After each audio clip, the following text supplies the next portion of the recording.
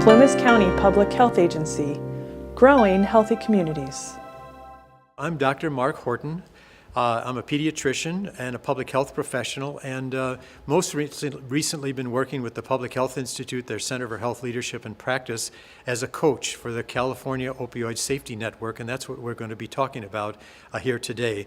Just a little history. I wanted to tell you about the California Healthcare Foundation. About 3 years ago, saw that we were having a major problem with opioid addiction and crisis in our communities, and wanted to see how they could help. And so they pulled together about 16 counties that were willing to put coalitions together to address this issue in their communities and see if, by working as a coalition, that could actually accelerate positive work in those areas.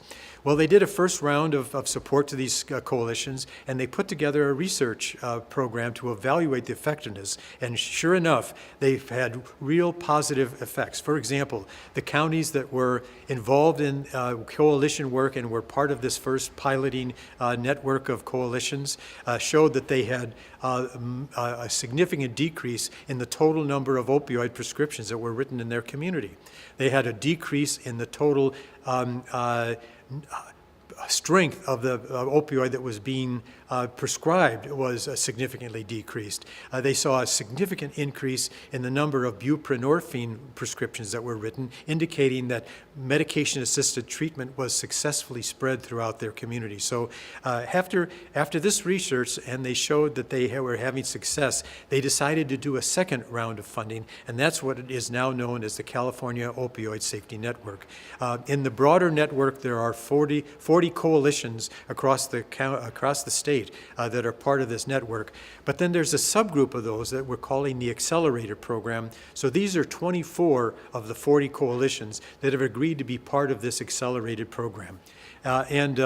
When we talk about the model for how we're interacting with these coalitions, it's really two major tracks. One is a series of resources that we're providing to coalitions to help them think about how to strengthen their work as a coalition. And the second track is primarily about how do they really focus their efforts to specifically address the strategies that need to happen in order to fight the opioid pandemic.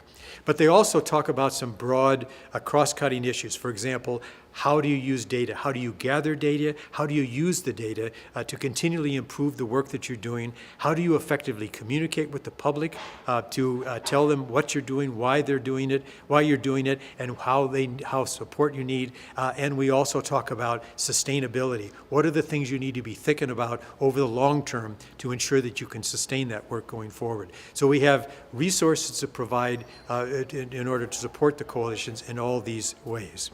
So that kind of leads me into, that thing about here's all the specific things that we're doing. We have a model for them to actually put all that, condense it down, and have it on a single piece of paper so that they can look at it, they can refresh it, and do a sort of a refresh, look at it each time they come together to sort of say, are we still in agreement that these are the critical things we need to be focusing on? Do we need to do a little bit more? Do we need to do a little bit less? But the whole point is we want to make sure that we provide those kinds of tools to help coalitions stay focused strategically. We have other such tools. And then we have a website, as I mentioned up at the very top. More than just a website, this is really a very interactive portal, so that in addition to having archived webinars, we have a lot of other resources that we have available to them on the portal. The portal is interactive in the sense that a coalition, in their discussions, if they say, hey, we need a little bit more information about this, they can actually submit that request on the portal and get a response from one of the other subject matter experts that are available. And similarly, if they have something to offer, we just developed a brand new infographic that we think would be helpful to other coalitions. We can actually post that on the portal, and other coalitions across the state can have access to those kinds of materials. So the website is a very interactive thing. And of course, we want to provide an opportunity for members of the coalition to meet together on a regular basis, so that and on the left side, you see peer network and strategy sessions. You know, we encourage the coalitions to come together and meet on a regular basis, and we provide some assistance in helping them formulate an agenda for those meetings to make sure that they have a clear idea of what they want to accomplish at those meetings, and they get some assistance in how to do that. And then we also have, on the right-hand side, regional workshops and convenings, so that through the program, in addition to forums like this, the California Opioid Safety Network has committed to doing one convening in the north part of the state and one in the south part of the state each year. We've already had those 2 convenings this year, and there will be another series of convenings next year to hopefully provide an opportunity for folks to come together and have further discussions about what's working, what's not working, what additional resources do we need to actually make our work happen. In impact coaching down at the bottom, we've decided that providing a coach for the coalitions is extremely critical in helping them stay on target strategically, to get feedback to the program about what things are happening in the coalitions that we need to feed back to the program so that they can modify, that they develop a different webinar on a certain topic that hasn't been addressed through the regular curriculum, those types of things. We've kind of done an interesting thing. I mentioned, I think there are 24 coalitions that are in this round of this safety network. 8 of those coalitions have been chosen for a variety of reasons to be assigned an individual coach. So there are 8 coalitions that have an individual impact coach. The rest of the coalitions, the 16 of them, have been actually clustered together in what are called learning groups. And I'm actually the impact coach for all 4 of those learning groups, including Plumas County Coalition in one of those learning groups. And so you can imagine the coaching intensity is a little bit different for the ones that, for the coalitions have an individual coach versus the learning groups. But all of the coalitions are brought together on a regular basis through these learning sessions, and they get the advantage and opportunity of interacting with a coach that can help them support. And a lot of that has to do with stimulating discussions like, here's what you heard on the webinar, how does this apply to the work that you're doing or not?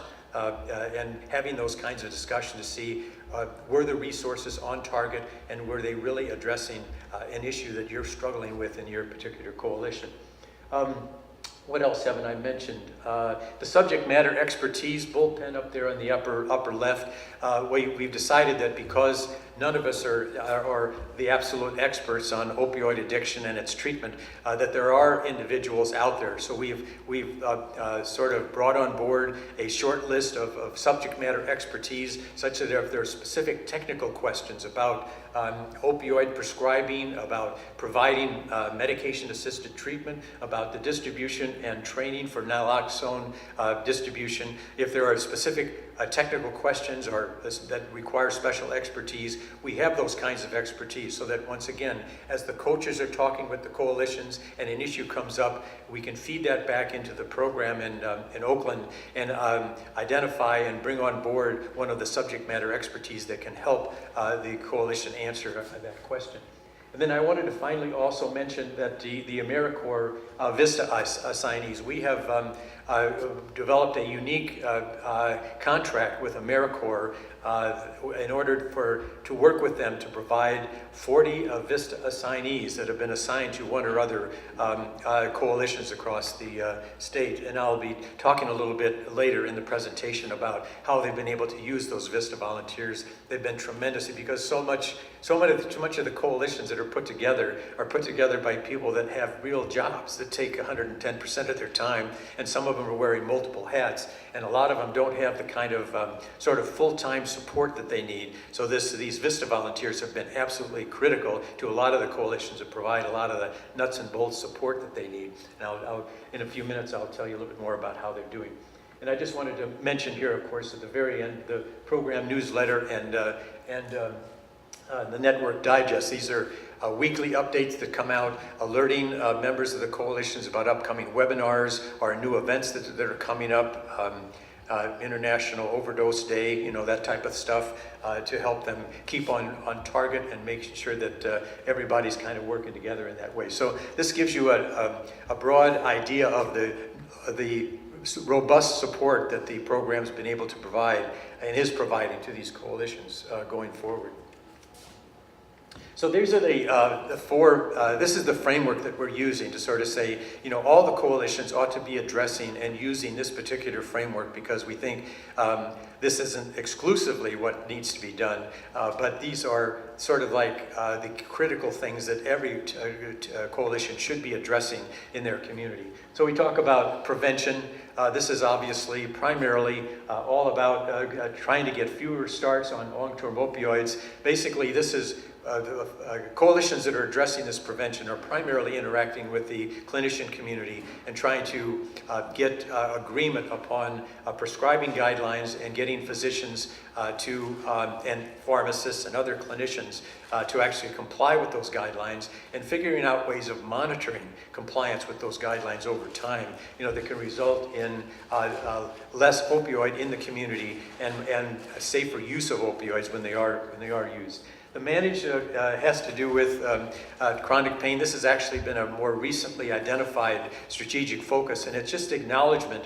A lot of what we talked about today, and we'll talk about a little bit later here about harm reduction, but it's an acknowledgement that there are a subgroup of individuals that they're dealing with out there that they have been on chronic opioids for a long period of time for chronic pain.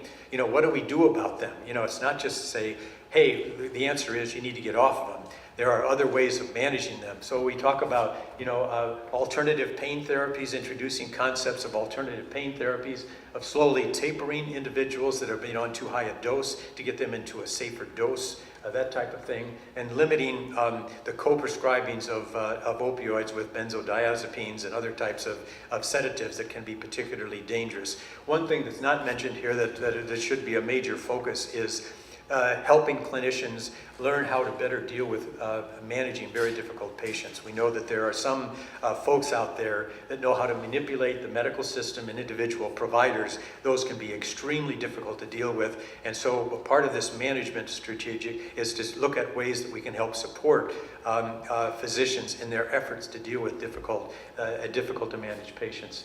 The third one is the treatment. So this is all about medication-assisted treatment. So it's medication for addiction treatment and reducing stigma. And it's also about, complying with the broader components of a really comprehensive medication-assisted treatment program. So it can't be just about giving the patient medication. It's about ensuring that behavioral health programs have been adequately integrated into the treatment programs, and to the extent necessary, where there's social services and other types of supports need to be part of that, because we know that just giving them the medication isn't going to work if they don't have a home, if they don't have anything to eat, if they don't have a job, if they don't have any money. We need to look at what is the broader context that we're providing this treatment in, and what is a real comprehensive medication-assisted treatment program. And then finally, stopping. This is the word that we've chosen really as an alternative to using the concept harm reduction, and we don't have any problem with that concept at all. But this is what we're talking about: naloxone distribution and training out in the community, and looking at other harm reduction strategies. For example, a syringe exchange and safe injection sites. So this is the overall framework that we're encouraging. What I'm going to do for the rest of our presentation is, we've been operating this program now for about 6 months, and I've had the unique opportunity to interact with a lot of coalitions through these learning groups, and I just want to give you a flavor for the kinds of things that are being done in the coalitions to address each one of these major strategic focuses. Am I doing all right with time? I haven't been paying attention. Good. So in the prevention strategies, these are the kinds of things that, I'll just take this thing off.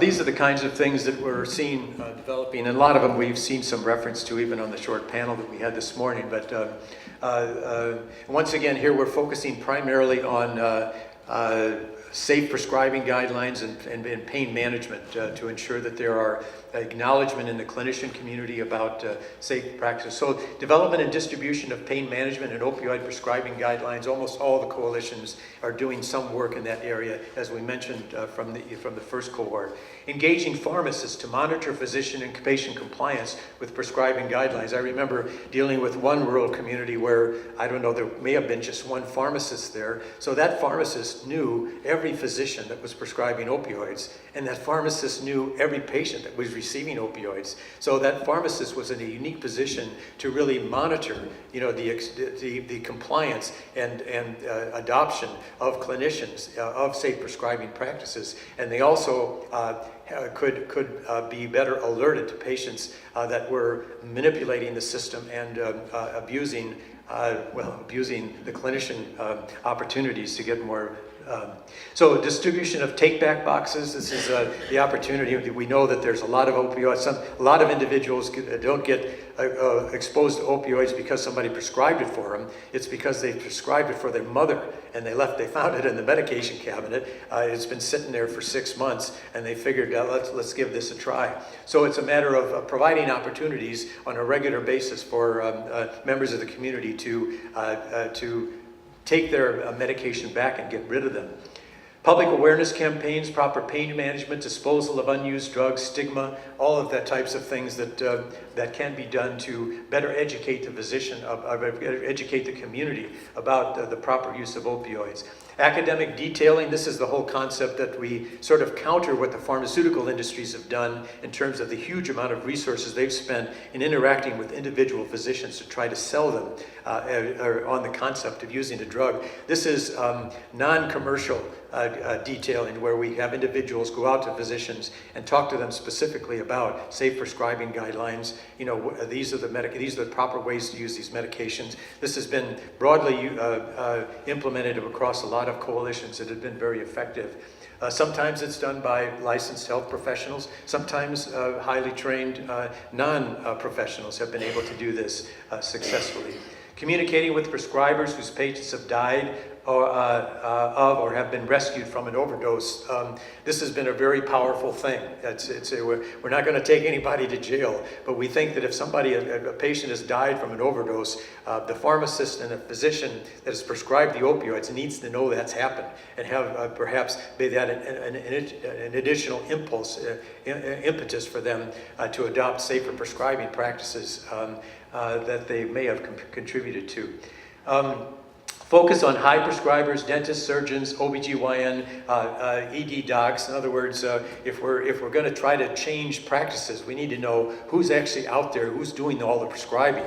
So there's been a lot of attention, for example, to dentists that have prescribed an awful lot of the opioids in their community. So getting out to what may be considered non-traditional folks. These aren't what you would ordinarily think of as a major source of the burden of opioids in our community, but keep an eye on who's prescribing them, and those are the folks that we need to be paying attention to. Promotion of the utilization of cures. This is the California version of a prescription drug monitoring program.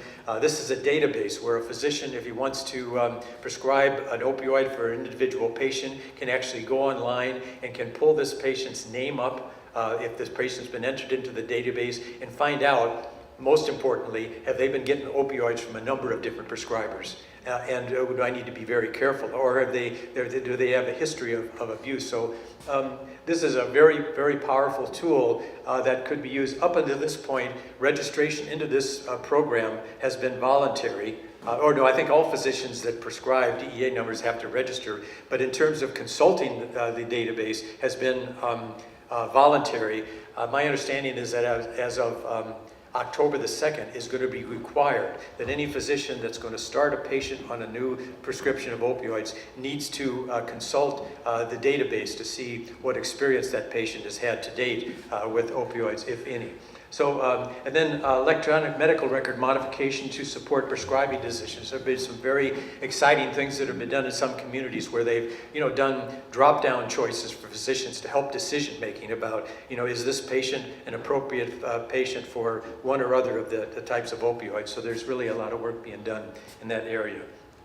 So this gives you kind of a flavor of just focusing on that one area, what various coalitions have decided to focus on in terms of strategic activities to really have an impact in that area. In terms of the management strategies, we're talking about development and distribution of opioid taping protocols. Physicians more experienced than I that have tried to do tapering on patients have found that sometimes it can be a very difficult process. And so having collective experience be able to put together protocols for here's how you can do it, here's how fast or how slow you can go, here's the kinds of medications that are appropriate for consideration for tapering, that type of thing. Development and distribution of alternative pain management toolkits has been very effective in some communities and been a focus. Training on the management of difficult patients, as we talked about before, can be a very important part, and some of the coalitions have been doing some great work in that area. And then teaming with behavioral health, pain management specialists, and social services when appropriate. Really, all we're really talking about here is this is the right model for medication-assisted treatment, to have those kinds of wraparound and support services part of the management. So very important. Whoops.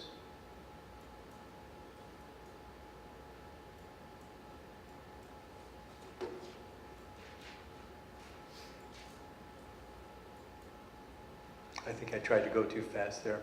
And the treatment strategy, so medication-assisted treatment, the hub and spoke treatment networks, I think there was mention of that already today. This is a subgroup of counties across the state. Actually, these are grants that have come from the Department of Healthcare Services and usually goes to the narcotic treatment program in the community, for example, like Aegis or Janus or one of those. They will serve as the hub, and then they will provide resources to be able to get primary care physicians, for example, in more rural areas to be spoke parts of that treatment program. So the individual primary care physicians that's out in a rural community can look to the hub for support in providing treatment. So this has been, I think there are something like 19 narcotic treatment providers in the state that have been that have been granted funds for resource, and a lot of the monies that come into those narcotic treatment programs have actually been made available to coalitions, for example, to buy Narcan and some of those things. So that's been very helpful. The DMC-ODS, that's the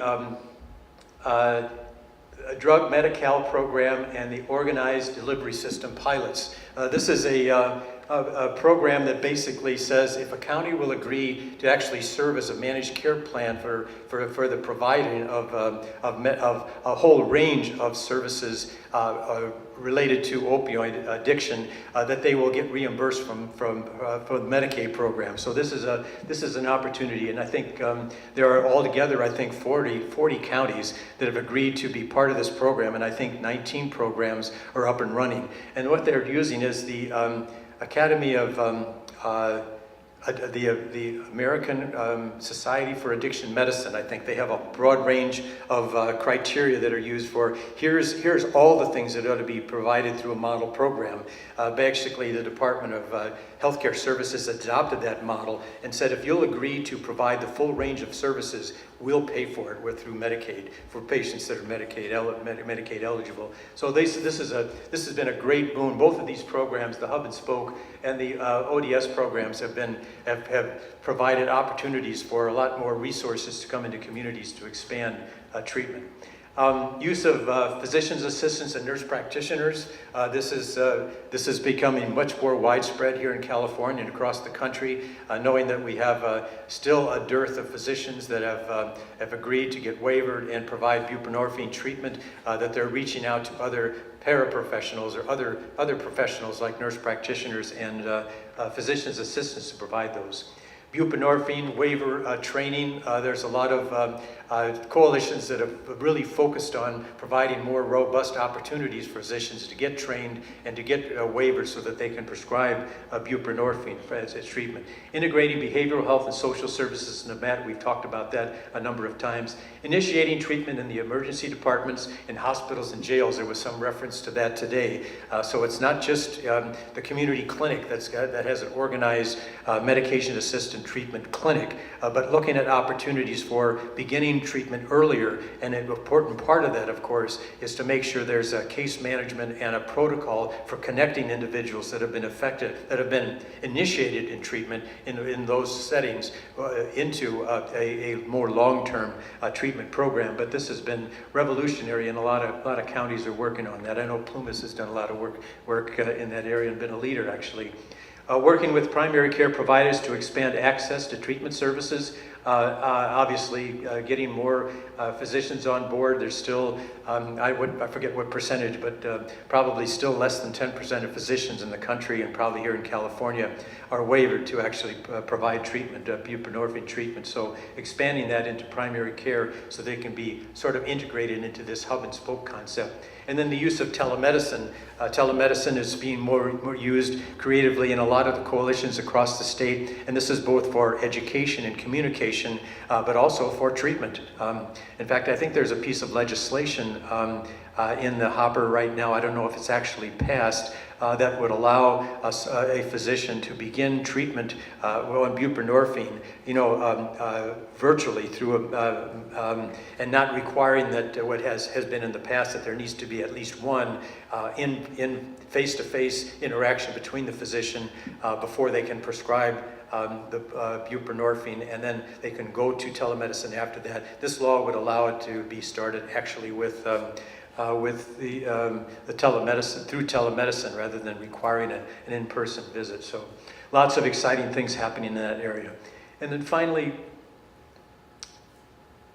in the STOP strategy, so we're talking about harm reduction more broadly. So partnering with health system hub and spoke grantees for the purchase of naloxone. A lot of the coalitions, and once again, to the extent that they have a hub and spoke grantee in their region, they've been able to work with them to provide resources to purchase of naloxone. Obviously, the cost and ongoing cost of naloxone, whether you're giving it to individuals or providing it to the police department, the long-term funding of that effort is certainly a challenge, particularly in the rural areas.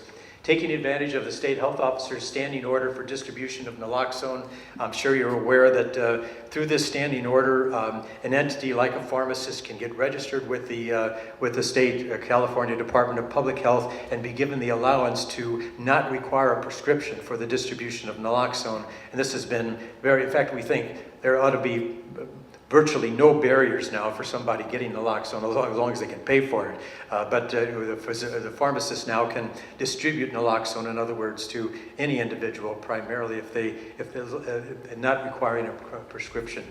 Promoting co-prescription of buprenorphine and naloxone. This has been an acknowledgement of the fact that even though somebody's on a program, that there are frequent setbacks, and making sure that they have naloxone available such that if there is a setback, they have the resources to save their lives.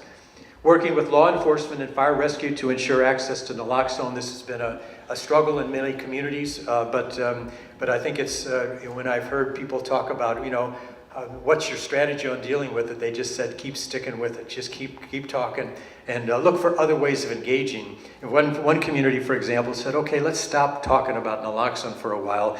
How about you taking, Sheriff, on the responsibility of distributing and monitoring the take-back boxes across the community? That would be a good role for you. But let's keep them involved and keep them talking. And let's talk about the naloxone a little bit further down the line. Getting fire rescue and law enforcement involved is extremely critical. Developing protocols for case management and follow-up on rescues to ensure referral to treatment. One frequently quoted statistic is that 10% of individuals who have been rescued, their lives have been saved from death from an overdose by the use of naloxone. 10% of those individuals will be dead in 1 year from another overdose. So the important thing is here, we all want to feel really good when we've saved a life, but that's only the first step. We need to figure out a way of encouraging and cutting down the barriers of getting that individual connected through case management and referral to treatment programs such that they're not going to fall back, do another overdose, maybe at this time not have access to naloxone and die. So that's extremely important. Working on stigma, misconceptions regarding the use of naloxone. We've had some reference to that this morning. And then, of course, a lot of what was talked about this morning, syringe access, disposal, and recovery. I was actually quite pleased to see the map that was shown this morning that I know seems to be a great divide between rural and eastern California and counties along the coast, but I was actually surprised at the number of counties have actually begun syringe exchange programs. Safe injection sites is another harm reduction strategy that some of the counties are working on. So I hope this gives you sort of a broad perspective of some of the exciting things and some very obvious things and some exciting, innovative things that communities are doing across the coalition network. I wanted to just finish with mentioning the AmeriCorps thing. This is AmeriCorps obviously is a national service program first founded in 1965. Lyndon LBJ, I think. The Opioid Safety Network manages the largest VISTA program in the country, 40 placements in coalitions across California. So this is the biggest contract that AmeriCorps has. The VISTAs enhance coalition capacity, infrastructure, and sustainability. This next slide.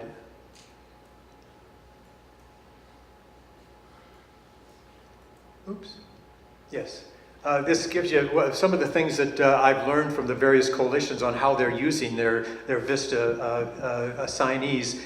Some of them are surveying match sites to map and catalog the scope of services, so which match services actually have successfully integrated behavioral health, which have not, what other kinds of services are being provided, to give an overall picture of how MAT is developing, medication-assisted treatment is developing across the state. Review coroner's reports for evidence of opioid contribution to the cause of death. I think one of the other presentations today is going to be about the dashboard that the California Department of Public Health, an extremely valuable data set on what's happening across the state. The problem with that data is some of it is older than we'd like it to be. And so counties are continually looking at, and coalitions, they're looking at other ways of gleaning more real-time data to see to what extent opioid is successful in the community, and looking at additional issues. To what extent, for example, has fentanyl begun to be introduced into the community? So one county is actually using their VISTA volunteers to continually review coroner's reports to see if there is an undetected contribution from an opioid or fentanyl to that death, and making sure that that's acknowledged and becomes more real-time data available. Some of them are creating and managing websites and managing external communications and social networks. So they've been maintaining the website, developing the messages that are sent out through social media. They've been tremendously valuable in that. Conducting follow-up on academic detailing. And a couple of the coalitions are actually using their VISTA assignee to do the academic detailing. So they're going out and reaching out to and sometimes it's targeted to physicians that they know are over-prescribers. In most cases, it's more neutral. It's like we want to get the word out to all individuals. So they're actually doing follow-up on academic detailing. Survey pharmacies requiring a prescription for naloxone. So they're going out and finding out to the extent that they're taking advantage of the state health officer's standing order and converting to a process where they don't require a prescription for. And then general support of coalition work groups. Some of the larger coalitions have sometimes 3, 4, and even 5 specific work groups that are working on a specific strategy area that requires staffing time and support, and they're using the VISTA volunteers in that area. So you can see how having this additional resource available to the coalitions has been tremendously helpful. This, I just wanted to bring together who are the major partners on this. Obviously, the Opioid Safety Network, headed out of the Center for Health Leadership and Practice at the Public Health Institute at Oakland, and of course, supported primarily by the California Healthcare Foundation. The Department of Healthcare Services has been a major partner, the California Department of Public Health, and Smart Care. You may not be familiar with this term, but these are three of the largest purchasers of healthcare in the state of California. So it's Medicaid, Medi-Cal program, CalPERS, the state program for state employees, and the exchanges, through the Affordable Care Act. The plans that are part of the exchanges have all come together in making sure that there's consistency and support for incorporating the strategic initiatives that need to happen in health plans in order to adequately address the opioid. Well, I think that's all I've got to say. One thing I guess I wanted to leave you with, it relates to the conversation we had this morning, is that a recent conference, much like this one down in Tuolumne County, they invited a physician by the name of Vincent Felitti. Some of you may be familiar with this name. Dr. Felitti is with the Kaiser Permanente Foundation, and he's one that really provided the foundational research on this concept of ACEs. Adverse childhood experiences. He first connected the degree to which a child was exposed to one or more adverse childhood experiences: child abuse, loss of a parent, alcoholic in the family, all kinds of those experiences, and related them to long-term health effects. I mean, we're talking about people that have been exposed to more than their share of those types of experiences as children, having not just psychological problems, but we're talking about more diabetes, more cancer, more heart disease, those types of things. More recently, he's really focused on addiction. And we're not just talking about opioid addiction, he's talking about tobacco and obesity. And he gave a wonderful presentation that really tried to help us focus on the fact, and I think it really supports this concept of harm reduction, and that is these addictions, in many respects, we're treating them, they're really symptoms. They're not the actual disease, they're not the actual problem. The point is that a lot of people, for example, that are obese, they don't see their obesity as a problem. They see it as a solution. They're using it to counter some other negative influence in their family. Some of them have been exposed, for example, to sexual abuse, and this wards off, predators, that type of thing. Well, he's making a case that not just obesity, tobacco is the same, opioid addiction is the same. He uses this concept, which we're all very familiar with, of wildfires. Fire is the problem, but what do people die of? Smoke exposure.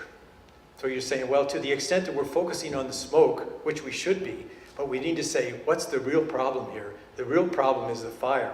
And I think what this is encouraging is this concept of trauma-informed care. To the extent that we go about and we're dealing with individuals that are opioid addiction, to what extent are we recognizing and sensitive to the fact that one of the reasons they have these opioid addictions is they've been exposed to traumatic events in their lives that they're still suffering with.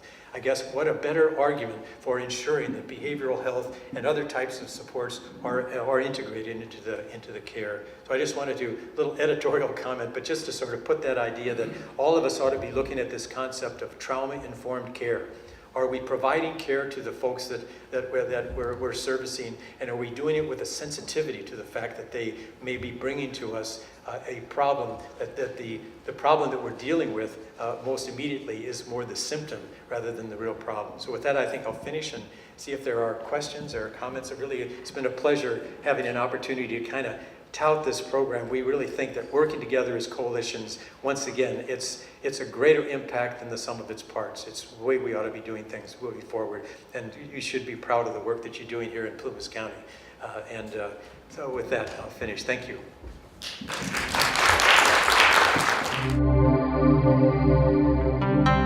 Plumas County Public Health Agency, growing healthy communities.